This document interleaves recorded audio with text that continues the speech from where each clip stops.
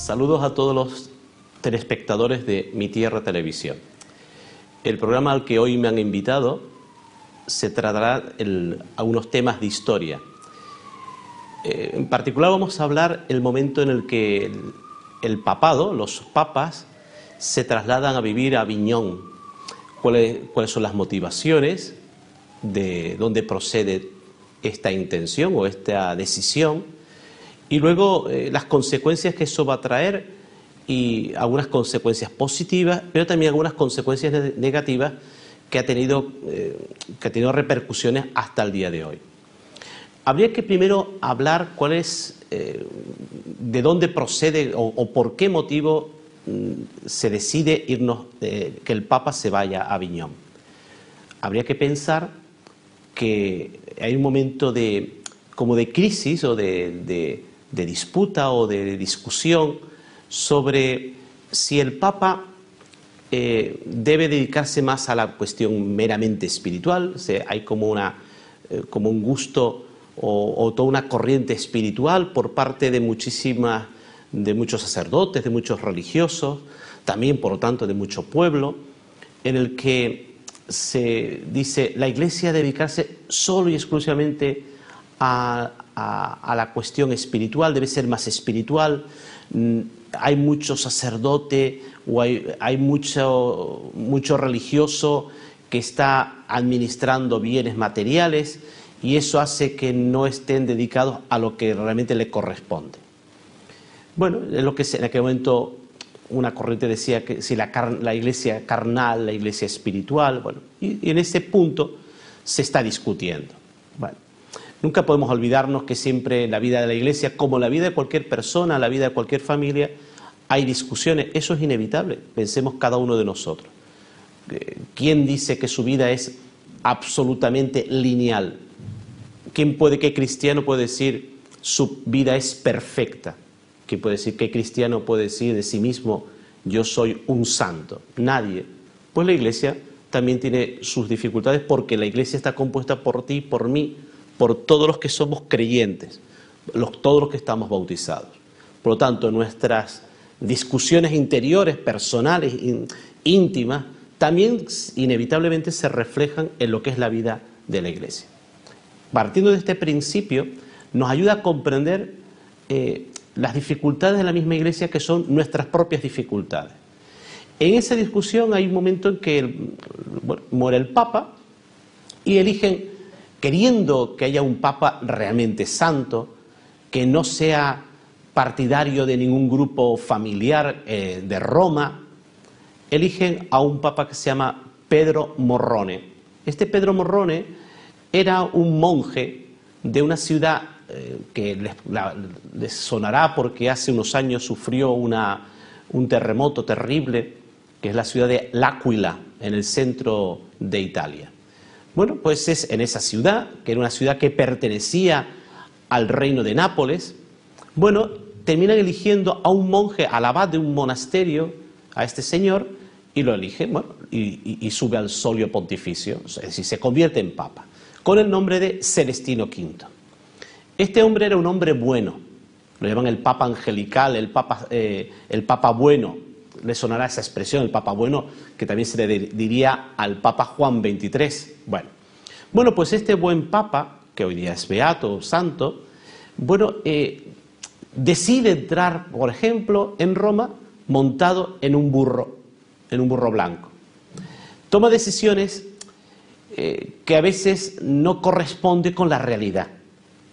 La realidad es que pues había dificultades dentro de la ciudad de Roma. Las familias principales de Roma querían manipular o gobernar el papado, la curia romana, a su antojo o a su interés familiar. Evidentemente, los intereses familiares son de colocar a sus hijos en los puestos de gobierno del Vaticano. En aquella época no se dice el Vaticano, se dice la curia romana. Colocarles en los puestos de gobierno de las distintas provincias que dependían del gobierno temporal del Papa. Ustedes han de pensar, recuerden ustedes, que los papas no solamente son papas espirituales, sino que también son soberanos, es decir, gobernantes de un territorio, era lo que se llaman los estados pontificios. Esas familias tienen pretensiones de gobierno de esos territorios pontificios, del mismo ejército del Papa, o de las finanzas del gobierno temporal del Papa. Bueno, esa es la realidad. Y el Papa es también eso, como un rey que tiene que gobernar esos territorios. Eso hoy día no es así, pero bueno, en aquella época sí lo fue, hasta 1870. Piensen ustedes lo que eso significaba. Bueno, pues este Pedro Morrone no supo comprender que eso también había que gobernarlo. ¿Y qué ocurrió dentro de la curia romana? Pues que las intrigas de esas familias y junto con ellos aquellos que les representaban, que a veces eran algunos hijos de esas familias, que eran cardenales, pues aquello se convirtió en un auténtico lío, un auténtico conflicto. Era una situación ingobernable, hasta aquel punto que el Papa se sintió tan incómodo que no controlaba nada, todo se les salía de madre, todo era una situación insostenible. Él, sintiéndose inseguro, se fue a vivir se fue a Nápoles, buscando la protección del que había sido su rey. Claro, el Papa donde tiene que estar es en Roma, no en Nápoles.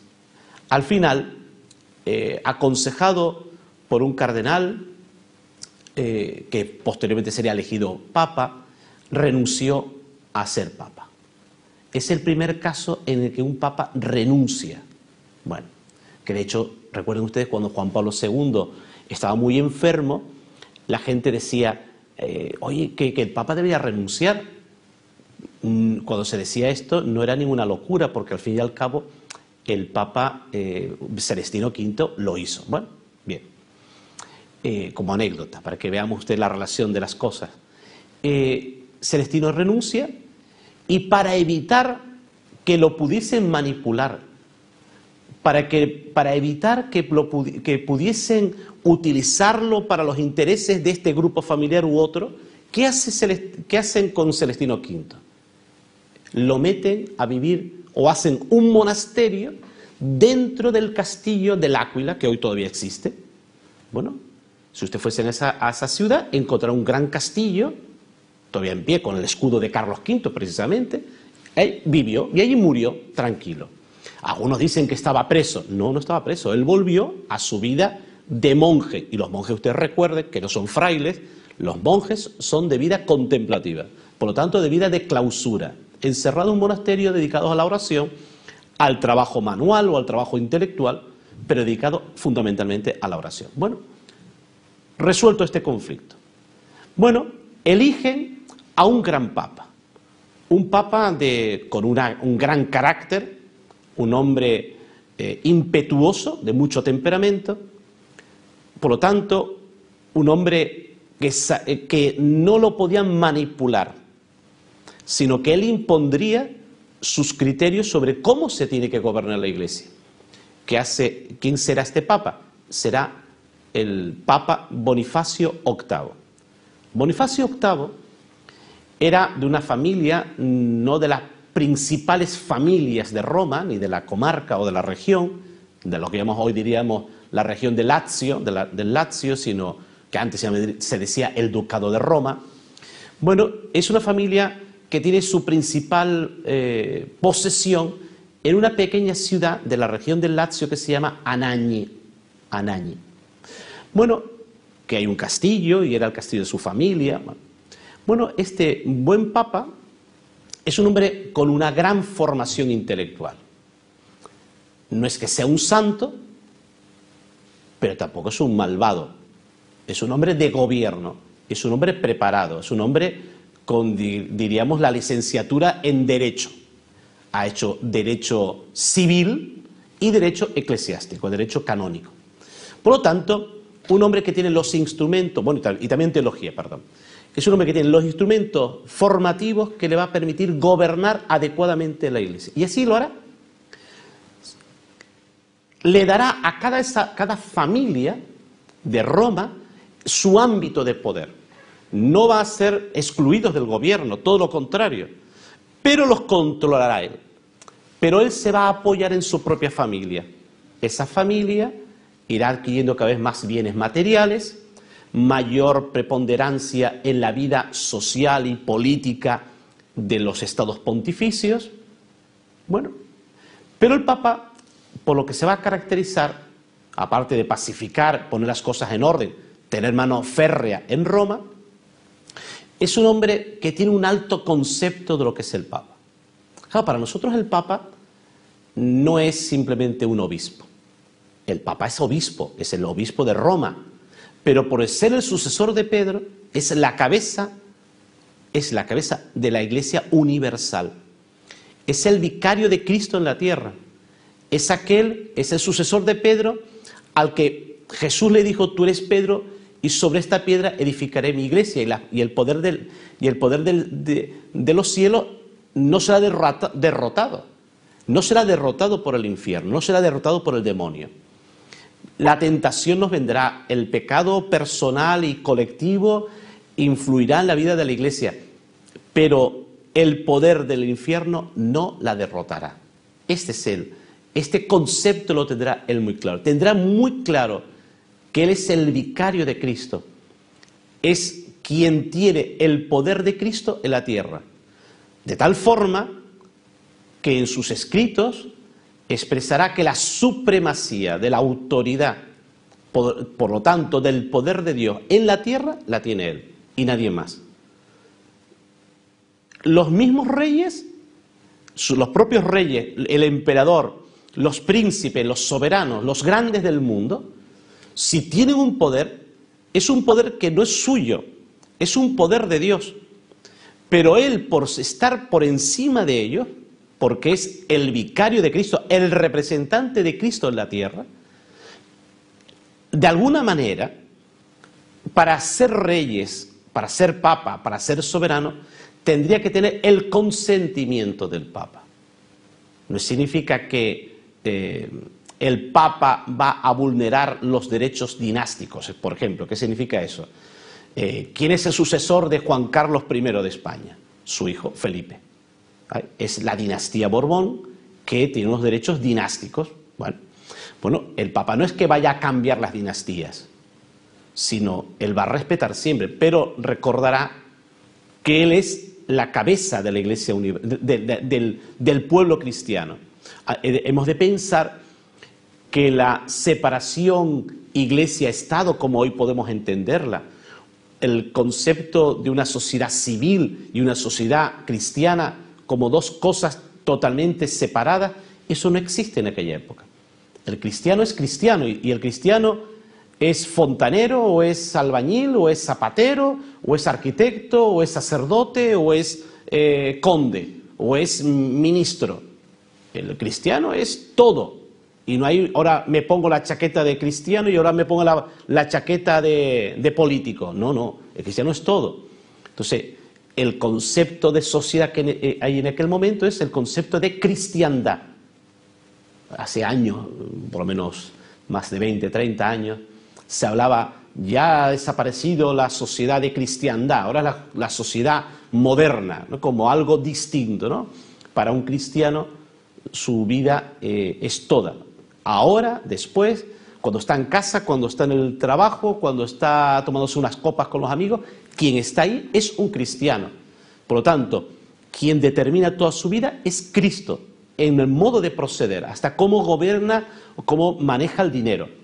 Bueno, pues desde este concepto que en la Edad Media, y estamos justamente en el fin de la Edad Media, Bonifacio VIII tiene claro que a la cabeza de ese mundo cristiano, quien está es él. Pero no porque él se lo arroga a sí mismo, sino porque él es el sucesor de Pedro. Vuelvo a recordar que es un hombre de una formación teológica y jurídica de primer orden. Pero claro, eso que él tiene muy claro, en ese instante se está produciendo un fenómeno nuevo. ¿Cuál es el fenómeno? En Italia ha comenzado toda una corriente de pensamiento nueva. se llama el Renacimiento. El Renacimiento llegará con posterioridad a España, a Francia, a Inglaterra, los demás países. Pero en Italia ha comenzado. ¿En qué consiste el Renacimiento? El Renacimiento es, como dice, renacer. ¿Renacer a qué? Renacer a lo antiguo, a lo clásico. ¿Y qué es lo clásico? ¿Qué es lo antiguo? No es lo clásico, la edad clásica romana, pagana o griego pagana, sino al mundo clásico cristiano, es decir, la época de los santos padres. Pero claro, como es obvio, las cosas no van solas, viene con todo el paquete. ¿Y el paquete cuál es? También la literatura romana pagana, clásica, los historiadores de la Roma imperial no cristiana, y junto con todo eso también los escritos de los primeros cristianos, que son lo que se llaman los santos padres. No confundamos con el término el Santo Padre, que nos referimos siempre al Papa. Los santos padres son aquellos primeros obispos que sucedieron a los apóstoles. Pensemos un San Agustín, un San Ildefonso, un San Isidoro de Sevilla, etcétera, San Gregorio Magno, etcétera. Bueno, todos estos, los escritos, las homilías, los tratados de estos distintos padres, es lo que llamamos nosotros la patrística. Es decir, esos documentos de los primeros cristianos que nos ayudan a comprender qué es lo que Cristo quería cuando hablaba, y tenemos recogido en los santos evangelios o en las cartas de los apóstoles. Bueno, pues, ¿qué ocurre en este momento? Se descubre una ciencia que es muy frecuente, que cualquiera que estudie la historia tiene que trabajarla, también tiene que aprender, que es la paleografía y la diplomática, la filología, el estudio de la lengua. Aparece esta nueva ciencia, la filología, y empiezan los filólogos a coger aquellos documentos que tenían y descubren que a veces las expresiones, los escritos de los mismos santos padres nos han llegado de alguna manera, algunas copias nos han llegado de un modo incorrecto, corrompidos, digamos, deformados en algunas expresiones. Usted han de pensar que los escritos se hacían copiando uno de otro. No habían imprentas, no habían menos aún fotocopias. Por lo tanto, era un copista que copia lo que ha escrito otro y así sucesivamente. En el discurrir de copia tras copia tras copia se van generando deformaciones, una coma que falta, una conjugación del verbo que se hace de modo incorrecto, un cambio del orden de la palabra. Bueno, esas deformaciones hacen también cambiar el significado del escrito. Bueno, pues estos estudios hacen descubrir cosas. Y una de las cosas que también se va a estudiar es el derecho romano. Ya no era el derecho cristiano, el romano cristianizado, sino el derecho romano original. Y en este sentido, en nuestros estudios, en esta investigación del derecho romano, que es la base del derecho actual, hoy el mundo entero se basa en el derecho romano. Bueno, pues los reyes empiezan a decir que su autoridad no se la debe al Papa. Es más, el Papa no tiene ninguna autoridad sobre ellos. Su poder es un poder que les venía directamente de Dios, sin intervención y sin necesidad del consentimiento del Papa. ¿Qué significa esto? Que el mismo rey, los distintos reyes, comienzan a considerarse los todopoderosos dentro de su país, hasta el punto que dirán: si Dios me ha dado el poder para gobernar mi pueblo, también me ha dado el poder para gobernarlo en todos sus aspectos, incluido lo eclesiástico, incluido el espiritual, hasta el punto de que un rey, que será Felipe el Hermoso de Francia, pretenderá que la Iglesia de Francia no tenga nada que ver con el Papa, salvo como una relación de tipo honorífico, pero que no influya, no tenga nada que ver, no tenga que pueda decidir nada sobre la vida interna de la Iglesia francesa. Este será el gran conflicto. El conflicto surgirá entre el Papa Bonifacio VIII y Felipe el Hermoso, porque el rey de Francia pretenderá coger del dinero de la Iglesia para sus campañas militares, para sus propósitos. Bueno, para que ustedes recuerden, este será el rey que juzgará a los famosos templarios, que esto será un tema que vendrá justamente en este momento.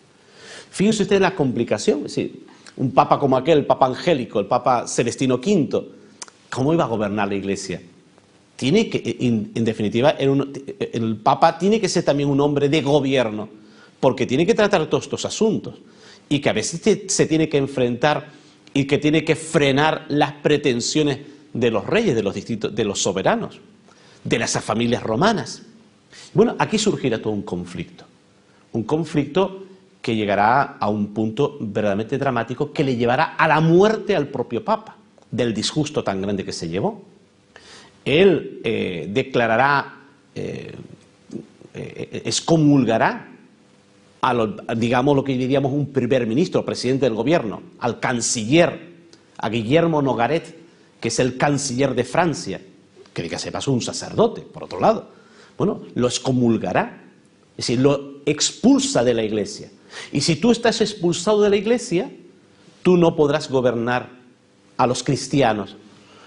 De alguna forma te es arrebatada la autoridad moral y el poder real para poder gobernar a cristianos. Esa consecuencia es terrible en un país. Ya anteriormente había ocurrido con un emperador y el Papa Gregorio VII. Y el mismo emperador fue a pedir perdón al castillo al castillo donde de Canossa, donde se había refugiado el Papa, porque pensaba que el emperador iba a castigarle.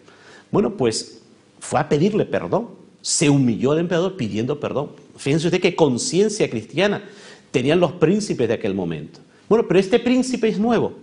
Estamos hablando siglo XIV, principios del siglo XIV, en el año 1300. Este gobernante, este canciller, no solamente no renuncia, sino que su propio príncipe, el rey de Francia, no lo retira del gobierno, al contrario, lo mantiene en contra de la excomunión. ¿Y por qué es excomulgado? Porque en este forcejeo son capaces, él con grupo, de entrar en el castillo de Anagni y pretender violentar al mismo Papa. Es lo que se llama la bofetada de Anagni. Es una expresión que se usa en historia para referirse a este instante. Ya digo, es tal el disgusto que le produce al Papa que al mes siguiente muere. ¿Por qué disgusto? Es como la gente que dice, se murió de pena. ¿Cuántas veces hemos conocido casos, ¿no? de personas que se le muere a alguien que quiere tanto, que queda derrotado psicológicamente y queda hundido? El Papa vio en ese instante como desmoronarse la Iglesia. Es ver cómo se hundía la Iglesia entera. No estamos en la Iglesia material, la Iglesia espiritual que somos nosotros. Si un rey con sus tropas es capaz de violentar a la cabeza de la Iglesia, al vicario de Cristo, que es como decir a Cristo mismo, ¿qué será lo siguiente?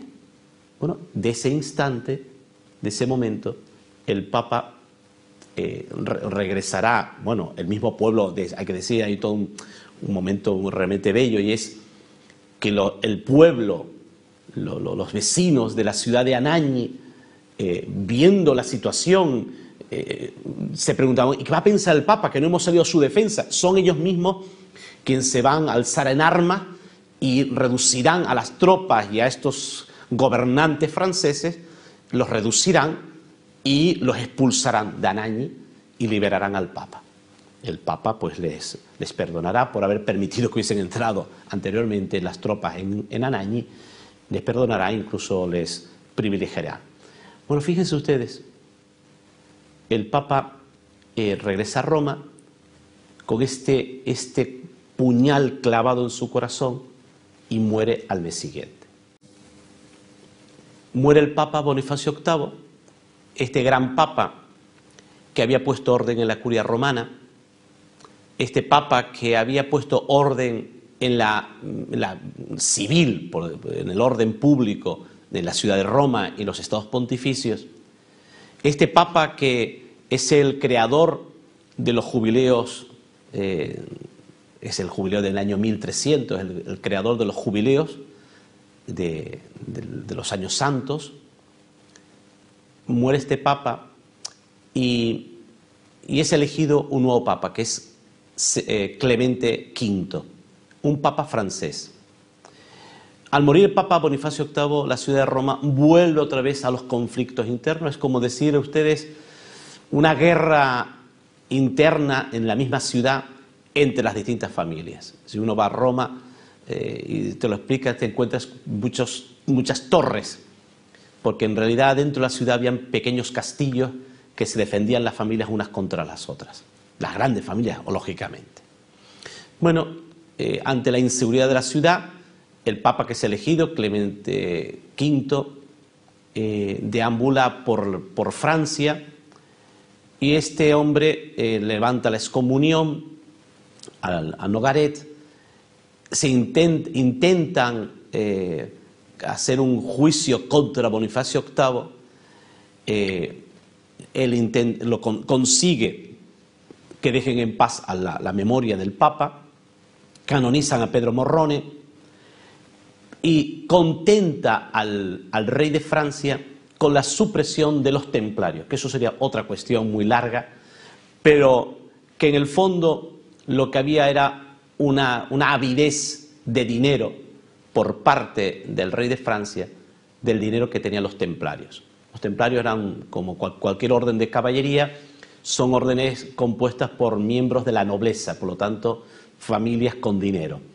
El dinero acumulado a lo largo del tiempo de estos caballeros, que habían tenido su origen en el templo de Jerusalén, cuando el tiempo de las cruzadas, en tiempos del reino de Jerusalén. Bueno, pues él se queda con todo ese dinero, se convoca un concilio, que es el concilio de Vienne, no de Viena, sino de Vienne, donde son suprimidos los templarios. De este modo queda contento el rey de Francia, Felipe el Hermoso, y la memoria de Bonifacio VIII queda sin tocar. Pero ¿qué es lo que queda? Un papa débil frente al poder del rey de Francia. A partir de ahí, no solamente el rey de Francia crece su autoestima y su poder, que eso es legítimo, sino las pretensiones del rey de Francia sobre el gobierno de la Iglesia de Francia. ¿En detrimento de qué? Del Papa. En detrimento de la autoridad del Papa. Los papas se trasladarán a Aviñón, no regresarán a Roma.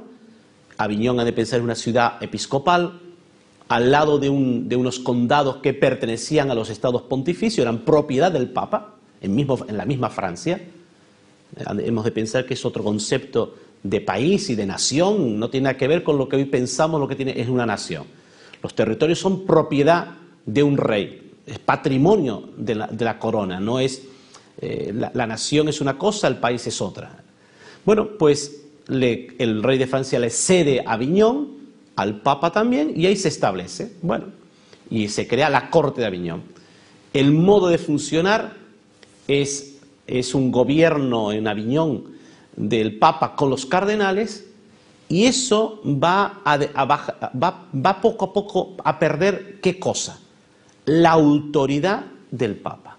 El Papa queda a expensa un poco de las presiones de los mismos cardenales, por un lado, y entonces es un gobierno de consenso, no es el Papa quien gobierna, sino el Papa en consenso con los cardenales, y por otro lado va creciendo cada vez más el poder de los reyes de un modo autónomo. Lo que va a surgir es lo que llamamos el nacionalismo francés, en primer lugar, y después surgirán otros nacionalismos, lo cual va a llevar, eso llevará en detrimento ¿de qué? De la unidad de la Iglesia, de la universalidad de la Iglesia, la pretensión de los distintos reyes de gobernar su propia Iglesia. El poder, la autoridad del Papa se va perdiendo y esto tendrá como consecuencia en el tiempo remoto, 200 años después, esto es muy largo y lo veremos en próximas ocasiones, llevará en el tiempo a un descrédito y a una falta de autoridad moral de lo que es el Papa como para imponer o para corregir, poner en orden, para colocar, resituar las cosas para evitar una división de la Iglesia. Si nos preguntáramos en el tiempo que estamos la posibilidad de una división de la Iglesia, hoy prácticamente eso es imposible. Si surgiese una idea teológica contraria a lo que enseña la Iglesia, podrá haber un grupito de personas que lo sigan, pero no generaría una división como se produciría en el futuro, en el siglo XVI, con distintos personajes. Sería absolutamente imposible.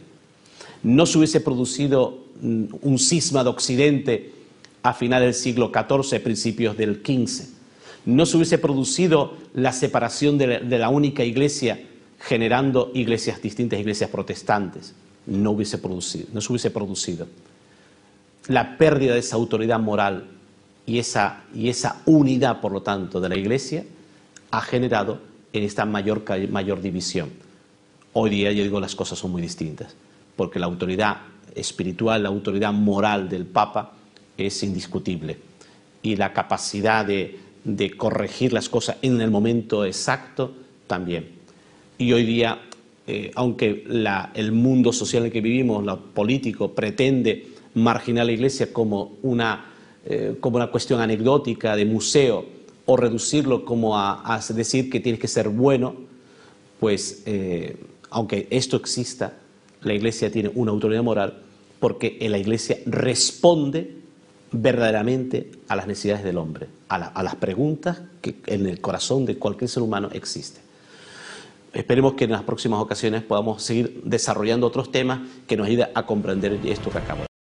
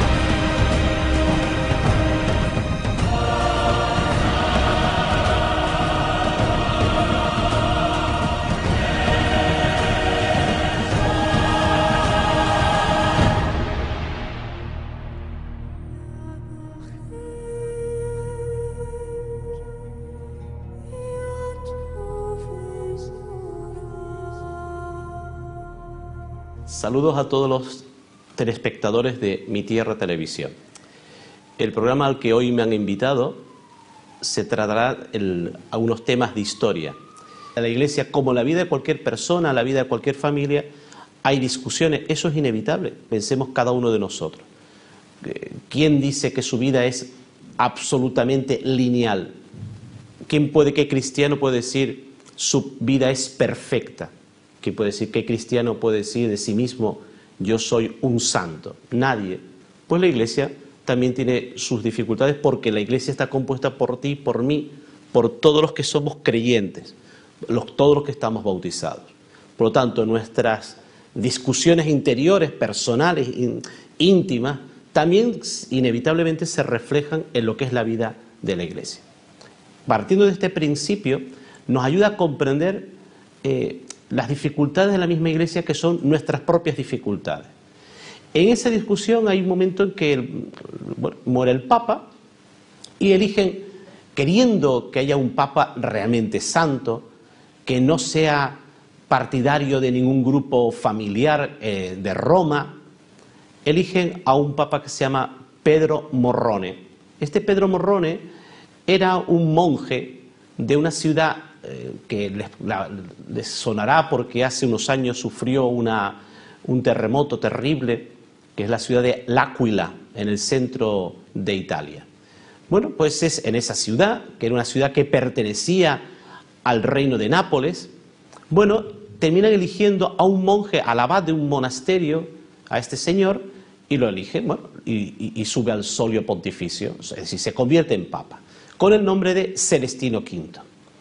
Este hombre era un hombre, debe dedicarse más a la cuestión meramente espiritual, o sea, hay como un gusto o toda una corriente espiritual por parte de muchos sacerdotes, de muchos religiosos, también por lo tanto de mucho pueblo, en el que se dice la Iglesia debe dedicarse solo y exclusivamente a la cuestión espiritual, debe ser más espiritual. Hay mucho sacerdote o hay mucho religioso que está administrando bienes materiales y eso hace que no estén dedicados a lo que realmente le corresponde. Bueno, es lo que en aquel momento una corriente decía que si la iglesia carnal, la iglesia espiritual, bueno, y en ese punto se está discutiendo. Bueno, nunca podemos olvidarnos que siempre en la vida, en particular vamos a hablar el momento en el que el papado, los papas, se trasladan a vivir a Aviñón. ¿Cuáles son las motivaciones de dónde procede esta intención o esta decisión? Y luego las consecuencias que eso va a traer, y algunas consecuencias positivas, pero también algunas consecuencias negativas que ha tenido repercusiones hasta el día de hoy. Habría que primero hablar de dónde procede o por qué motivo se decide que el Papa se vaya a Aviñón.